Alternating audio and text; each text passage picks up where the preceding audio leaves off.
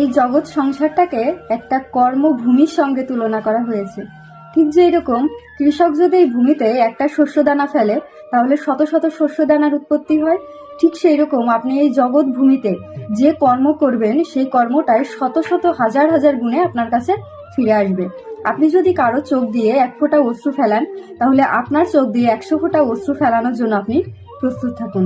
একইভাবে আপনি যদি কাউকে একটা কটু কথা বলেন তাহলে 100টি কটু কথা শোনার জন্য আপনাকে প্রস্তুত থাকতে হবে। কারণ এখানে কর্ম তার বিপরীতভাবে ঠিক ফল প্রদান করে। আমরা বিজ্ঞান থেকে শুরু করে শাস্ত্র সব জায়গায় তার প্রমাণ পাওয়া যায় যে কর্ম আপনি ঠিক যেই রকম করবেন আপনার কাছে কর্মক্ষেত্র থেকে ফলটা ঠিক সেই রূপে ফেরত আসবে। এই জন্য সবসময় চেষ্টা করুন মানুষের সাথে ভালো ব্যবহার করার, ভালোভাবে থাকার।